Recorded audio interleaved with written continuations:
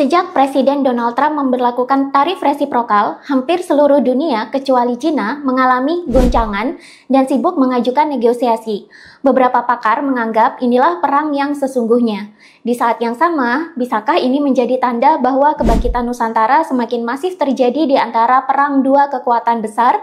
Jawabannya, ini sangat berpotensi menjadi portal pembuka kejayaan Nusantara. Bagaimana penjelasannya? Sebelum kita lanjut videonya, simak dulu informasi penting berikut ini. Banyak orang bertanya, apa sih yang harus dilakukan jika mengalami kebangkitan spiritual? Kemana arahnya kebangkitan spiritual yang dialami? Apa yang harus dilakukan saat kebangkitan spiritual terjadi? Dan apa yang akan terjadi dalam hidup sih setelah mengalami kebangkitan spiritual? Apa bedanya spiritual dengan supranatural? Semua jawaban dari pertanyaan ini sudah saya bahas dalam online course yang berjudul Kebangkitan Spiritual dan Penyembuhan. Di sini juga sudah dilengkapi dengan tutorial meditasi dan beberapa hipnoterapi yang sangat berguna untuk proses spiritual kalian. Sehingga nanti harapannya kita bisa cepat menemukan kembali jati diri kita yang sesungguhnya, yakni sebagai makhluk spiritual yang berkesadaran. Untuk mengikuti online course-nya, silahkan klik link yang ada di deskripsi video. Atau kalian juga bisa hubungi nomor WhatsApp di deskripsi untuk mendaftar secara manual. Online course ini belum tentu akan ada terus, jadi mumpung masih ada, yuk buruan ikuti online course-nya dan rasakan dampak positif dari meditasi dan hipnoterapi yang ada di dalamnya. Saya tunggu kalian di online course ya.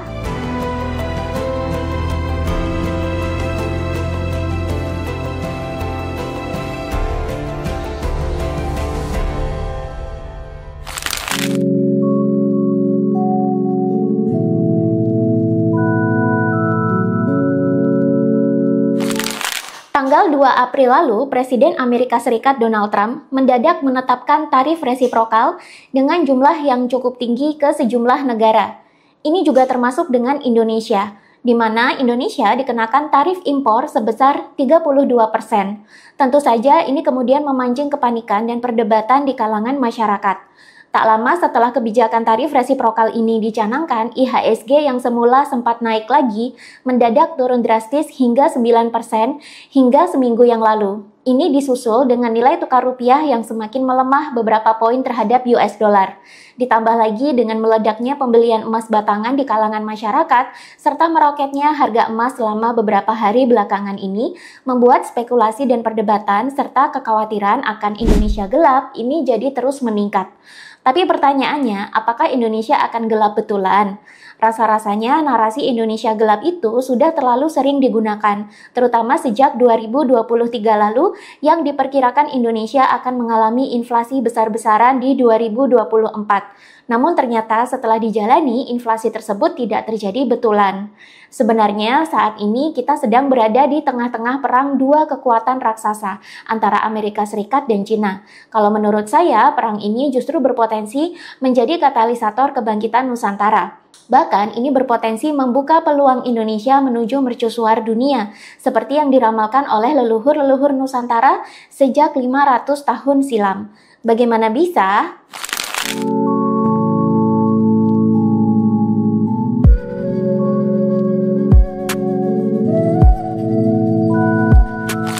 Kalau dipikir-pikir, pemerintah kita seolah-olah tidak begitu panik dengan penetapan tarif resiprokal ini. Beberapa media menggoreng sikap pemerintah ini sebagai bentuk ketidakpedulian terhadap rakyat. Tapi kalau saya rasa kok tidak demikian ya, karena memang kebijakan tarif resiprokal ini sebenarnya tidak perlu ditakuti berlebihan. Kenapa bisa begitu? Pertama, kalau kita lihat polanya, penetapan tarif resiprokal ini adalah bentuk gertakan dari Presiden Donald Trump kepada negara-negara yang mulai menetapkan tarif impor yang tinggi duluan kepada Amerika Serikat.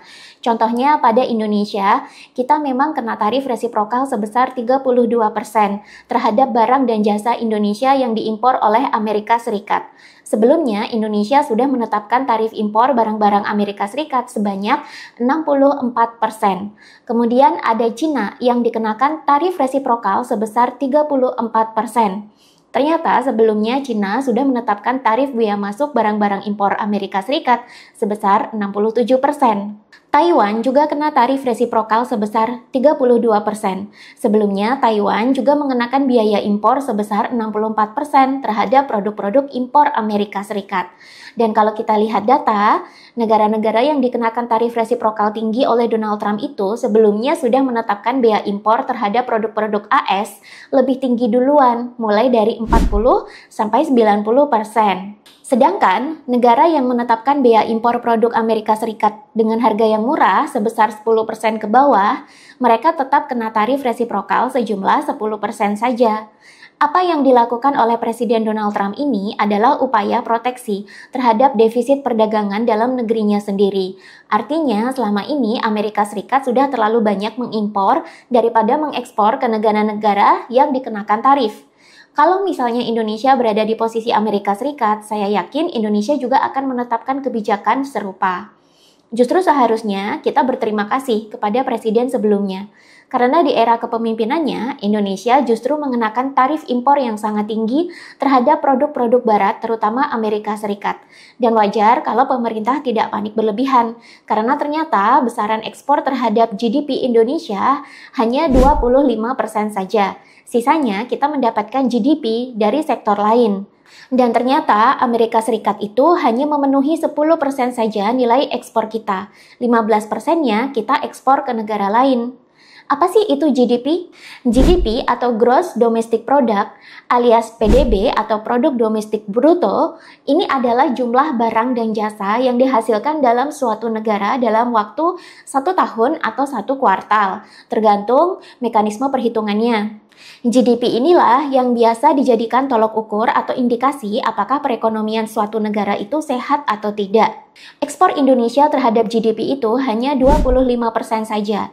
Sisa GDP disumbang dari sektor-sektor lain seperti manufaktur, pariwisata, pertanian, pertambangan, perdagangan dalam negeri, perputaran jasa dalam negeri, dan juga investasi. Kalau misalnya ekspor kita terhadap Amerika Serikat mengisi lebih dari 50% GDP kita, wajar saja kalau kita panik dengan tarif resiprokal ini. Justru di sini kalau Amerika Serikat nekat meneruskan pemberlakuan tarif resiprokal mereka, yang rugi itu sebenarnya malah rakyat Amerika Serikat sendiri. Kenapa? Karena sebagian besar, lebih dari 50% yang diimpor Amerika Serikat dari negara-negara lain itu adalah bahan baku untuk industri-industri mereka. Kalau kebijakan tarif resiprokal diteruskan tanpa negosiasi, tentu yang terdampak adalah ekonomi Amerika Serikat sendiri dan perekonomian mereka makin nyungsep. Ini terbukti dengan digugatnya Donald Trump oleh beberapa pengusaha di Amerika Serikat akibat kebijakan tarif resiprokal ini. Sebuah kelompok advokasi hukum pada Senin 14 April kemarin meminta Pengadilan Perdagangan Internasional Amerika Serikat untuk memblokir tarif besar-besaran Presiden Donald Trump terhadap mitra dagang asing. Mereka menyebut Donald Trump telah melampaui kewenangannya. Gugatan tersebut diajukan oleh Liberty Justice Center yang non-partisan atas nama 5 bisnis kecil Amerika Serikat yang mengimpor barang dari negara-negara yang menjadi sasaran tarif. Bayangkan saja kalau setelah 90 hari penundaan tarif ini, tarif resiprokal benar-benar dilakukan, Donald Trump itu bisa didemo banyak oleh rakyat Amerika Serikat sendiri, dan pasar keuangan di Amerika Serikat bisa chaos. Itulah kenapa pemberlakuan kebijakan tarif resiprokal ini cenderung merupakan gertak sambal bagi negara-negara mitra dagang. Tujuannya apa? Donald Trump ingin memancing negara-negara yang kena tarif resiprokal untuk melakukan negosiasi ulang, di mana negosiasi ini tentu saja bertujuan untuk mengangkat keuntungan Amerika Serikat lagi. Terbuktikan, setelah penetapan tarif ini diberlakukan, negara-negara di Asia dan Afrika yang menjadi pengekspor bahan baku dan produk manufaktur ke industri Amerika Serikat langsung mengajukan negosiasi dengan Amerika Serikat alih-alih memberlakukan tarif retaliasi seperti yang terjadi sepanjang tahun 1930 dulu. Yang mungkin di luar prediksi Amerika Serikat adalah ternyata China tidak gentar dengan penetapan tarif resiprokal ini. Alih-alih mengajukan negosiasi, China justru menetapkan tarif retaliasi alias pemberlakuan tarif balik terhadap barang-barang yang diimpor China dari Amerika Serikat.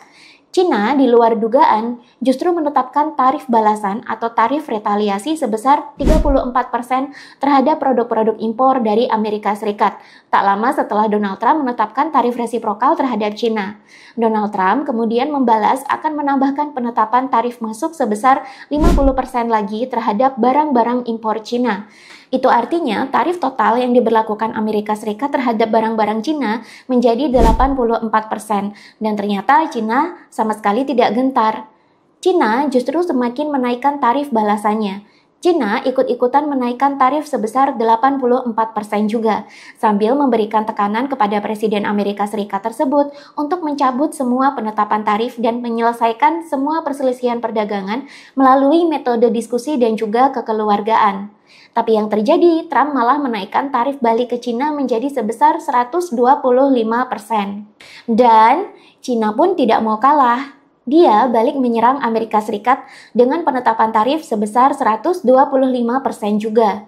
Mirisnya, Cina ternyata merupakan salah satu mitra dagang terbesar bagi Amerika Serikat, di mana Cina menduduki posisi 3 besar sebagai negara pengimpor terhadap Amerika Serikat. Dan mirisnya, komoditi yang diimpor oleh Amerika Serikat ini mayoritas berupa bahan baku untuk industri dan manufaktur mereka. Jadi sebenarnya kalau perang tarif resiprokal ini berlanjut sungguhan, yang sebenarnya paling banyak merugi adalah rakyat Amerika Serikat sendiri. Kenapa sih Cina begitu berani membalas serangan tarif resiprokal ini? Sebab tanpa disadari Amerika Serikat, Cina telah menjadi negara yang sangat mandiri. Di luar prediksi negara-negara barat, Cina telah berkembang menjadi superpower dengan bisa memproduksi sendiri jasa, manufaktur, dan teknologi mereka. Bahkan mereka kini bersaing lebih baik ketimbang produk-produk dari negara-negara barat dengan harga yang lebih murah. Sehingga penduduk negara barat pun pelan-pelan mulai beralih ke produk-produk Cina yang lebih terjangkau, tapi kualitasnya sama dengan produk-produk Eropa dan Amerika. Inilah perang dagang. Lebih konyol lagi kalau sekarang kita menyaksikan perang media di sosial media yang dimiliki oleh Cina. TikTok misalnya, ini Cina mulai masif sekali melakukan kampanye dari pemilik-pemilik manufaktur di Cina yang membuka informasi bahwa sebenarnya banyak sekali brand-brand besar dari barat, bahkan brand-brand mewah dengan harga selangit, ternyata selama ini telah diproduksi di Cina. Bahkan salah seorang warganet Cina mengatakan di rumah-rumah warga Amerika Serikat, orang bisa dengan mudah menemukan produk Cina. Sedangkan di rumah warga Cina, hampir tidak ada produk dari Amerika Serikat sama sekali. Artinya apa? Sebenarnya jika Amerika Serikat melanjutkan tarif resiprokalnya pun, ini tidak akan memberikan kerugian apa-apa bagi Cina, karena Cina sudah sangat mandiri. Bahkan sekarang, Presiden Xi Jinping dan sejumlah menterinya justru sibuk bersafari politik ke negara-negara di ASEAN dan di Afrika yang terkena dampak tarif resiprokal Trump yang sangat tinggi. Ini artinya Cina berpotensi menggalang kerjasama dan memperkuat kerjasama baru dengan negara-negara di Asia dan Afrika untuk menggempur balik politik dagang Amerika Serikat.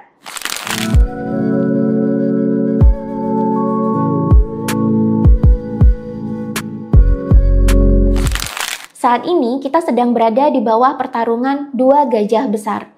Dalam teori siklus yang pernah dipaparkan dalam buku The Turning Point disebutkan bahwa sebenarnya peradaban itu ada siklus dan ada masa-masanya sendiri.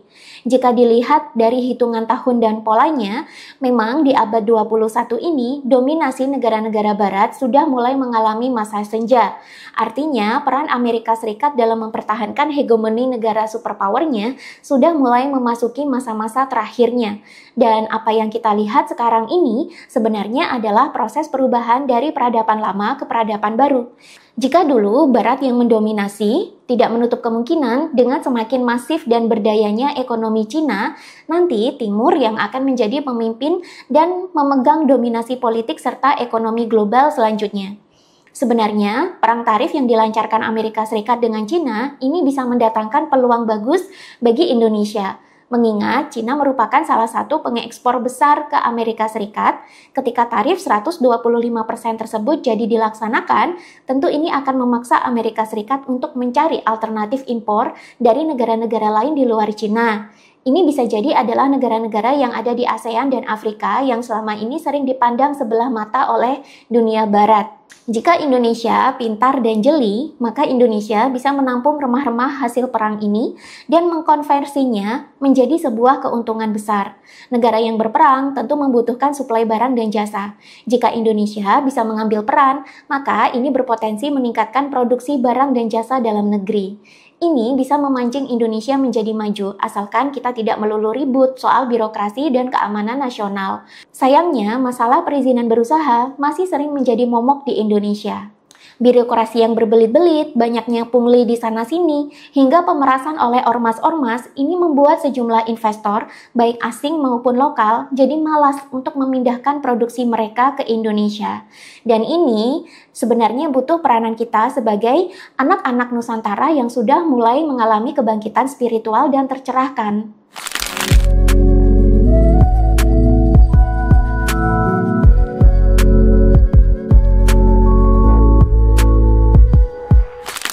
Sebenarnya, perang dagang yang sedang kita alami sekarang ini bisa berpotensi menjadi katalisator kebangkitan kesadaran besar-besaran.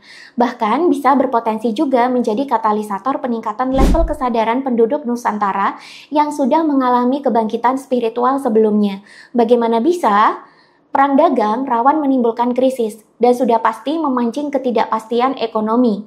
Ini adalah masa-masa stres dan penuh tekanan bagi psikologi manusia, apalagi bila ditambah dengan dugaan bahwa perang dagang berpotensi memunculkan perang militer sungguhan, seperti dalam kasus-kasus perang tarif selama periode Great Depression di tahun 1930-an.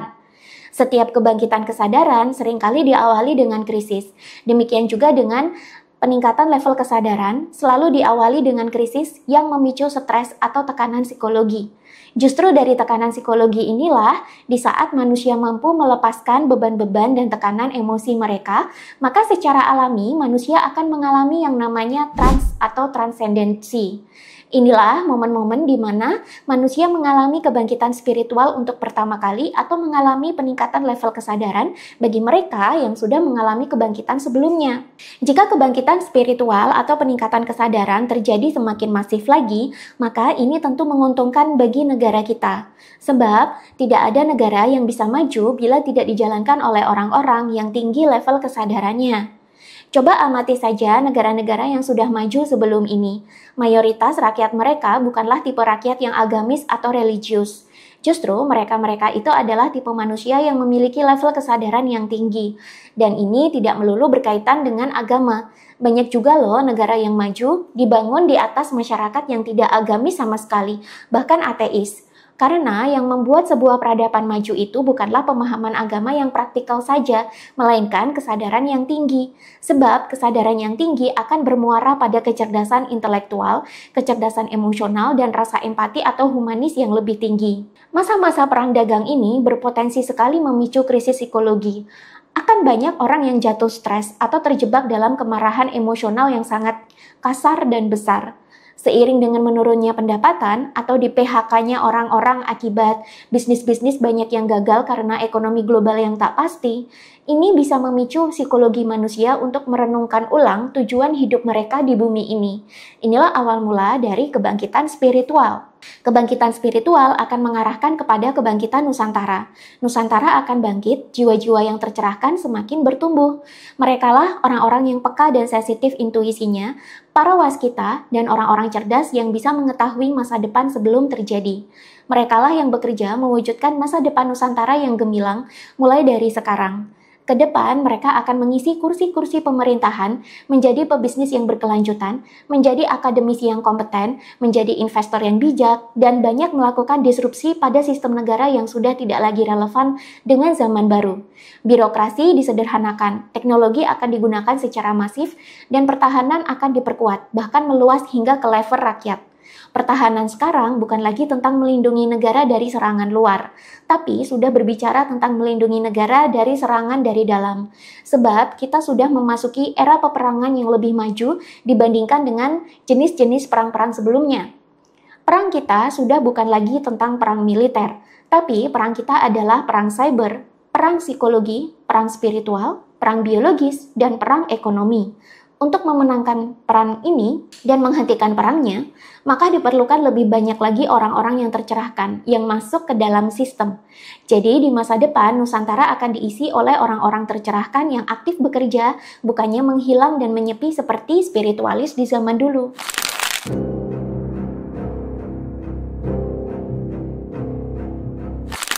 Perang yang kita hadapi sekarang ini adalah perang yang berbeda dibandingkan dulu. Dalam protokol perang ini, karena senjata yang digunakan bukan lagi senapan dan senjata api khas senjata prajurit, kita mau tidak mau akan dihadapkan dengan senjata perang yang baru, yakni psikologi dan biologis. Dan ini adalah khas protokol dari perang asimetris, di mana dalam perang ini kita tidak bisa mengidentifikasi dengan jelas mana lawan dan mana kawan, karena sudah tidak seimbang lagi siapa yang jadi musuhnya, sudah tidak kelihatan lagi. Sesama rakyat ini bisa saling berperang. Salah satu protokol perang asimetris yang masih banyak digunakan sampai sekarang adalah protokol perang psikologis yang melibatkan isu-isu rasial dan agama. Karena sekarang Cina dan Amerika Serikat sedang berperang sengit, maka waspadalah tentang sentimen anti-Cina yang bisa berpotensi meluas menjadi sentimen rasial di Indonesia. Makanya jangan kaget jika paham-paham anti-Cina nanti akhirnya akan digunakan oleh agen-agen asing untuk membenci seluruh ras Cina yang ada di Indonesia, termasuk membenci ras Cina keturunan yang sudah lama tinggal di Indonesia dan merupakan WNI sejak zaman nenek moyang. Dalam masa perang asimetris ini, hanya orang-orang berkesadaran tinggi yang mudah menangkap polanya dan keluar dari matriks ini.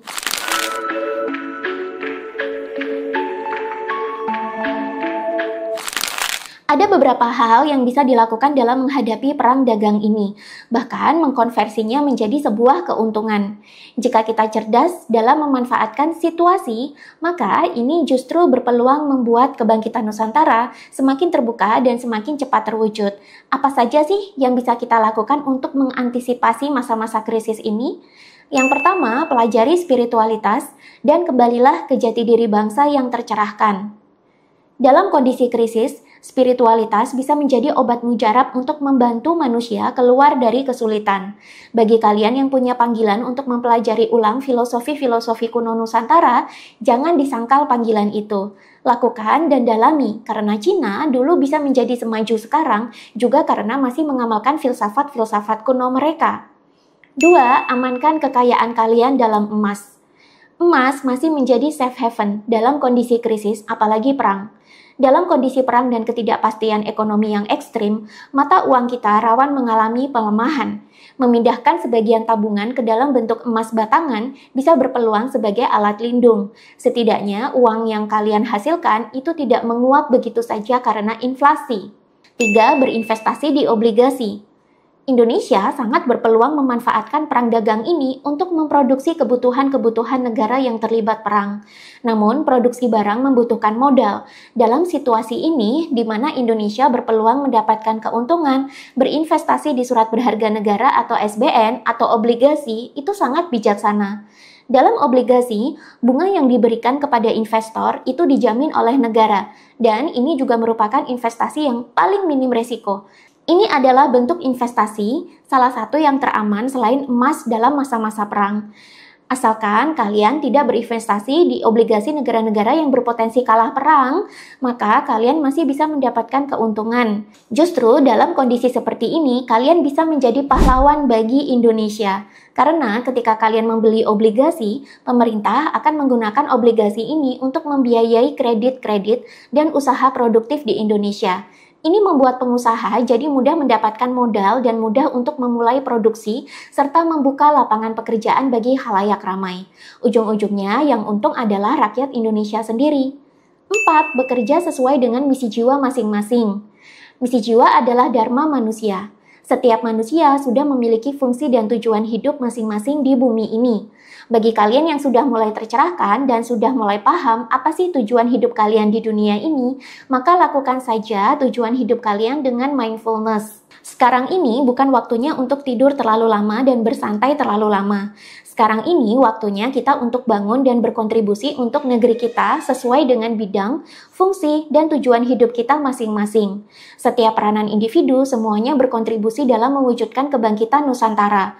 Goalnya adalah untuk menyambut era kejayaan Nusantara sebagai mercusuar dunia. Dengan mendalami spiritualitas bukan berarti kalian akhirnya tidak bekerja dan beraktivitas apa-apa lagi, kemudian menghilang dari kehidupan dengan alasan sudah tercerahkan. Justru, kalian akan semakin menemukan tujuan hidup dan akhirnya bekerja sesuai dengan tujuan hidup tersebut. Ini karena dharma kita juga merupakan bagian dari hukum alam yang sudah tersistem dengan pola-pola yang teratur. Tidak ada negara maju yang dihuni oleh orang-orang yang tidak produktif. Semakin spiritual bukan berarti semakin diam dan tidak ngapa-ngapain atau semakin melepaskan dunia. Justru kalian semakin tercerahkan, itu kalian semakin produktif dan berdaya sesuai dengan dharmanya masing-masing. Banyak orang bertanya, apa sih yang harus dilakukan jika mengalami kebangkitan spiritual? Kemana arahnya kebangkitan spiritual yang dialami? Apa yang harus dilakukan saat kebangkitan spiritual terjadi? Dan apa yang akan terjadi dalam hidup sih setelah mengalami kebangkitan spiritual? Apa bedanya spiritual dengan supranatural? Semua jawaban dari pertanyaan ini sudah saya bahas dalam online course yang berjudul Kebangkitan Spiritual dan Penyembuhan. Di sini juga sudah dilengkapi dengan tutorial meditasi dan beberapa hipnoterapi yang sangat berguna untuk proses spiritual kalian. Sehingga nanti harapannya kita bisa cepat menemukan kembali jati diri kita yang sesungguhnya, yakni sebagai makhluk spiritual yang berkesadaran. Untuk mengikuti online course-nya, silahkan klik link yang ada di deskripsi video. Atau kalian juga bisa hubungi nomor WhatsApp di deskripsi untuk mendaftar secara manual. Online course ini belum tentu akan ada terus, jadi mumpung masih ada, yuk buruan ikuti online course-nya dan rasakan dampak positif dari meditasi dan hipnoterapi yang ada di dalamnya. Saya tunggu kalian di online course ya.